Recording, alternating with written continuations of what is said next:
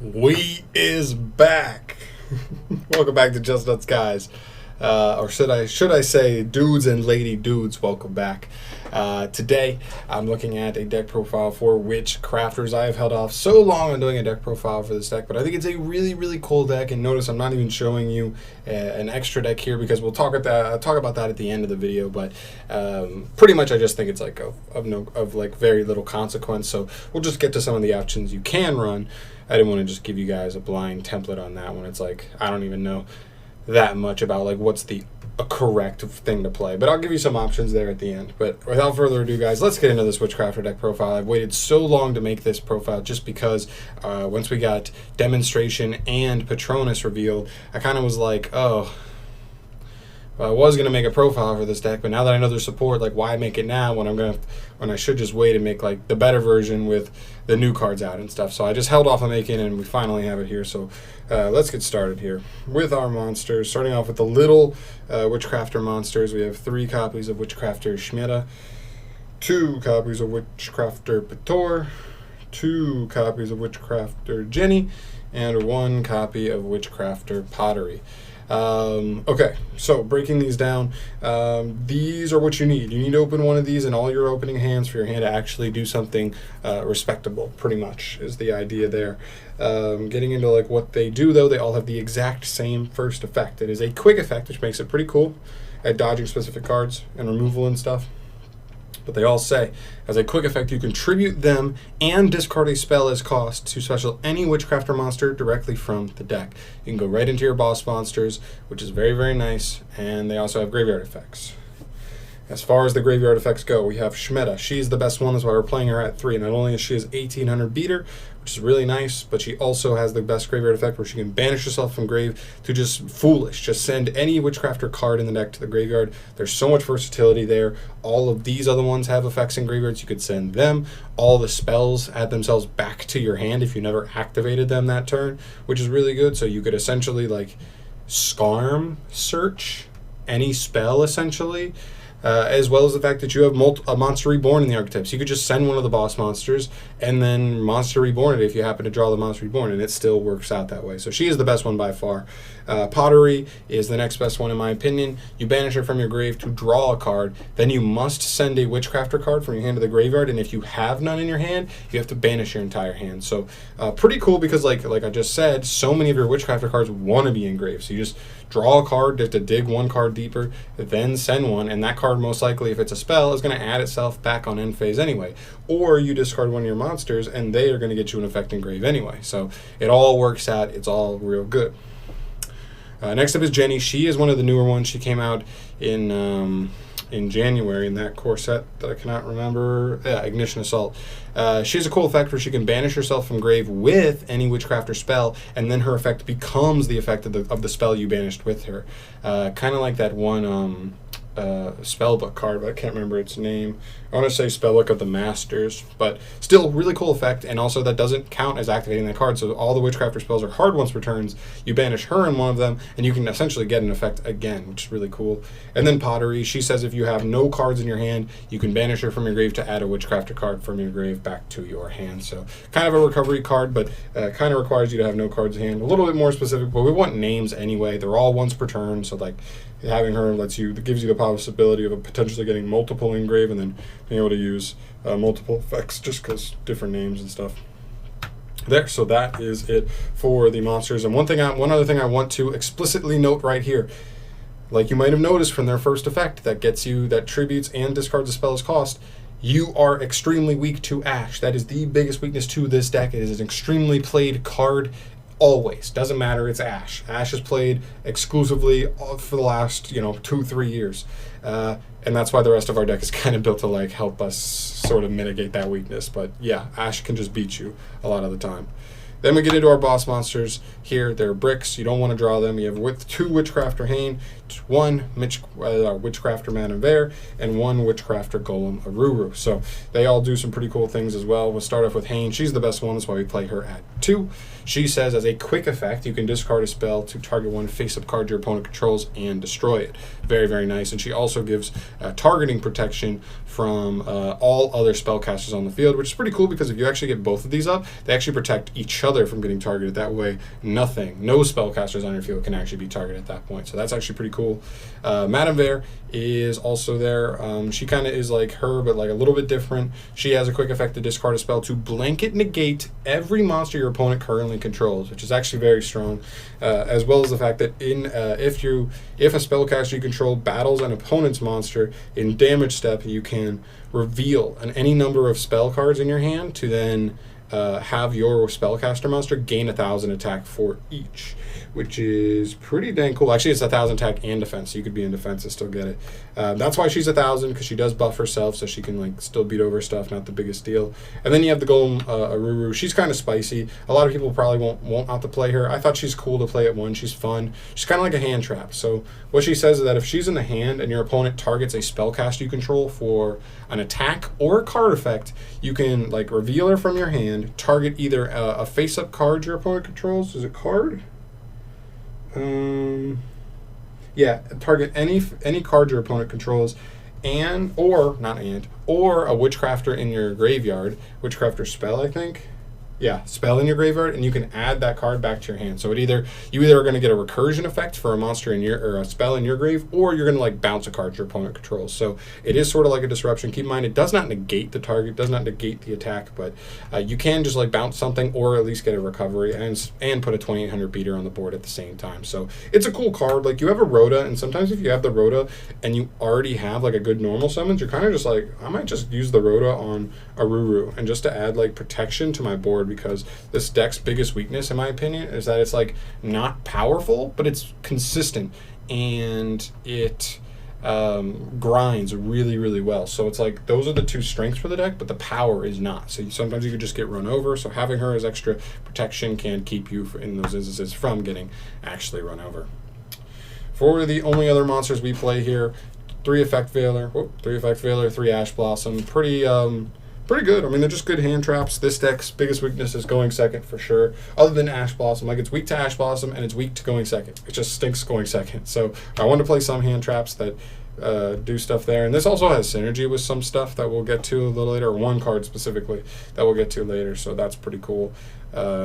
Also, like even like if you have Madame Vare up, you could literally normal summon Veiler, attack with Veiler, and then use like Madame Vare to like boost her by like 2,000 or 3,000, which is actually kind of spicy. But yeah, we'll get to a little bit of synergy later. Then we get to our spells. So for the Witchcrafter spells, we're playing 3 copies of Witchcrafter Creation. This is your Rhoda. This searches any Witchcrafter monster from your deck to your hand. Your 3 Holiday. This is your monster Reborn. This, reborns any Witchcrafter from grave. 3 Unveiling. This is the new card. This card specials a Witchcrafter from hand, and then for the rest of the turn, your opponent cannot respond to your Spellcaster monster effects to the end of the turn. Which is actually pretty nasty. Definitely can come up, because if you activate this and your opponent may be like, okay, it's a Witchcrafter, so I'm not really scared of this card, so I'll just let it go. And if you happen to open like a Hane, you could literally special Hane, but now they can't respond to Hane, so then Hane just like gets a free pop and your opponent can't like respond to it. And it's actually like kind of weirdly good. Next up, to Buy Street. This card is like a continuous, and while it's on the field, the first time every single Witchcrafter monster on your field would be destroyed by battle or card effect that turn, it's not. So pretty good protection, and you could still send it for cost and stuff. And on the end phase, it sets itself in the spell and trap zone instead of like coming to hand, which is nice. Getting you a little bit of extra board protection. And then I played 1 Draping. This card kind of bounces back row based on how many Witchcrafters you control. It's a quick effect. It's fine. It's not great, but it's like kind of the same thing that like the same reason you play like Cowcab and Burning Abyss. Like, yeah, it can come up in very specific situations, but it's also just a name. It's another Burning Abyss name in that deck. This deck, it's another discard fodder that can like rotate in a different name. So that's what they all do in their main effects. All of them have essentially the same second effect that says if you did not activate their main effect this turn, on the end phase of your turn, as long as you control a Witchcrafter monster, which you're playing Witchcrafters, so you probably do, they add themselves back to hand. So the idea is like turn 1, you're discarding 2, 3 Witchcrafter spells, and then on the end phase, you're adding them all back to your hand, except for Buy Street, which will place itself back into your spell and trap zone, which is extremely good because then it gives you just that destruction protection on your board, which can really help. So yeah, they're really, really good, and that's why the deck can grind, because sometimes it feels like when you're grinding versus this deck, it almost feels like your opponent is drawing like 2 to 3 cards every turn, because they're just like getting these free adds on top of just what their deck is already trying to do. So it's pretty cool, but it is slow, and that's the big problem with the deck. The deck can grind, it's just not powerful because it doesn't have the speed to do enough in one turn. So that's where the main thing happened. The main complaints about this deck happened. Next up for consistency stuff, 3 Extravagance. I think if you're going to play this deck on the best level you can, or the highest level that you possibly can, this is probably going to be a card you have to play. The extract in this deck really does not matter, and we'll get to that later, like I said at the beginning. But yeah, 3 Extravagance. I think if you just want to play the best version of this deck, this baits Ash. So as much as I say oh, this deck loses to Ash, this card, even though getting ashed on this isn't always the best thing, if it's between this getting ashed or your normal summon getting ashed, I'll gladly take this getting ashed every single time. 3 Called by the Grave. Again, like I said, we built this deck not to lose to Ash every single time our opponent has it. So between Extravagance and between Called, we're hoping to at least get that Ash from them, and not on our small Witchcrafter monsters.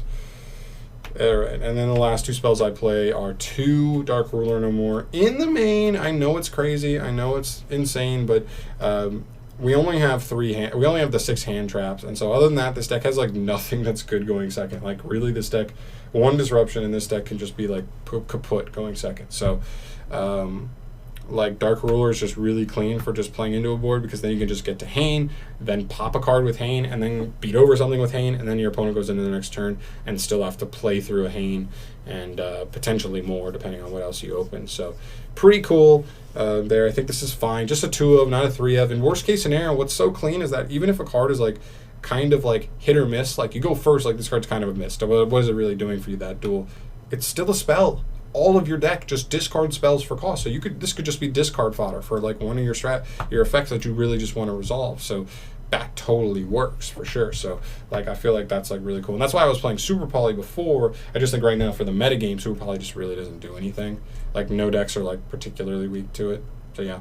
And then the last card we play, 2 traps. We play 2 copies of Witchcrafter Patronus. This card's pretty cool, and this is where this card has the synergy with Effect Veiler, but pretty much what this says, you can target a spellcaster that is in your graveyard or banished, shuffle it back into the deck, and then add a Witchcrafter spell from your deck to your hand. And then also, if this card is in the graveyard, except the turn it was sent there, you can banish this card, then target any number of your banished Witchcrafter spells with different names and add them all to your hand.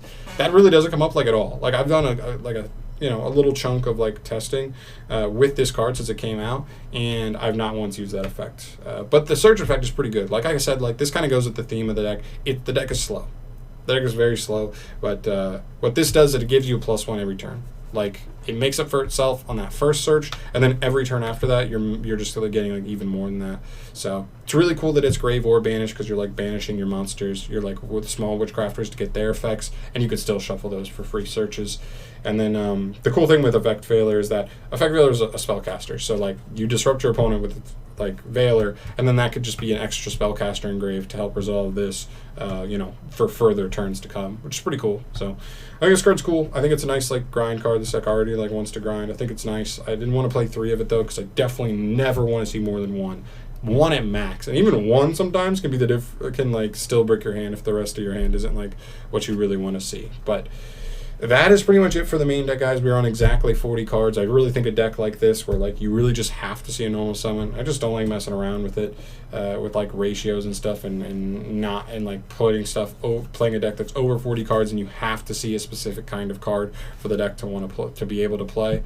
And so yeah, this is where we ended up. But I know you guys noticed, and I told you at the beginning of the video and halfway through the video and now, I didn't make an extra deck for this deck because I think it can be so many different things. It just is up to you. If you wanted to side deck Super Poly, you could, and you could just play 3 EVs of important Super Poly targets, or just very common Super Poly targets, and go from there. You could play cherries and play a 3 EV of Needle Fiber in the extra deck, a 3 EV of whatever else you wanted, Salamangreat, Sunlight Wolf, stuff like that, so you can just take on matchups there. You could play stuff like the Chimera Tech cards, which are pretty cool, just because you could, if you ever happen to play Cyber Dragons, I know it's not a crazy common matchup, but a lot of people do like Cyber Dragons. It would be a nice card to just be able to rip apart some of their boards randomly because you just happen to tech it in. You could play stuff when Dragma comes out in the next couple of months with Rise of the Duelist. You could just play Elder Entity Intis in your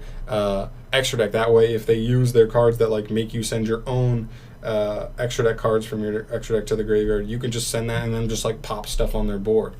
Pretty cool. Like, I don't know, like it's not the craziest thing, but there's just so many options you could do, and it really just depends on the current meta game. And I know we're about to get a ban list, so I didn't want to like go in on something that's like the best in the meta right now, and then the meta changes and all that stuff. I just think in an extract that doesn't matter, I figure I would just give you guys some options that you could like think upon. And there's probably other options too that I didn't even like list there. There's obviously like link packages. I would probably just play Selene, the new Endymion Link monster, just because she's like spellcaster synergy. Maybe Daybreaker, the Link 2 that can like pop stuff. He takes spellcaster as well, has some synergy there. Like there's stuff there that like can still be like pretty cool. But yeah, I mean like it's nothing crazy, but that's pretty much it for the whole deck profile, guys. Like I don't know, I think this deck's like cool, and keep in mind this is obviously a way more casual deck than like some of the other stuff I do. I mean, compared to like Evil Eye, I think Evil Eye is way better than this deck, but I still think this deck is cool. I still think it's fun. I think it's like bad Sky Strikers. I think it's like very spell oriented. The resources rotate so much. Like you have such a crazy grind game, just like Strikers do. The problem is Strikers are just way faster. They get to do their things way faster, and they have like better forms of disruptions, and their spells are just better. Our spells are like engine cards, but they don't mess with our opponent. Like if this deck had its own Widow Anchor, it'd be like so much better, I think, because it's like it's searchable. It adds itself, like you can add it back to your hand, you can get it, like I don't know, and then it like just rotate every turn, every other turn I should say, and then like be able to just get a constant disruption like that, because just ending on hand is just like not a lot. So I don't know. Those are my thoughts on this deck below. This is my deck list for Witchcrafter's post-Eternity Code, guys. As always, like I like to say in these videos, leave your comments down below. If you play Witchcrafters and you think I'm missing something here, there's something I didn't put in here, or there's something I should consider in general, I'm always open to suggestions, so definitely throw it down in the comments down below. And I think that'll do it for me. As always, guys, subscribe to the channel if you have not yet, because I've got more deck profiles to come. I just have cards coming in the mail for a couple of different things that I'm excited for. And then we're looking to tune Chaos and beyond that. So thank you so much for watching, guys. As always, subscribe to the channel if you have not yet, and I will see you in the next video. Peace.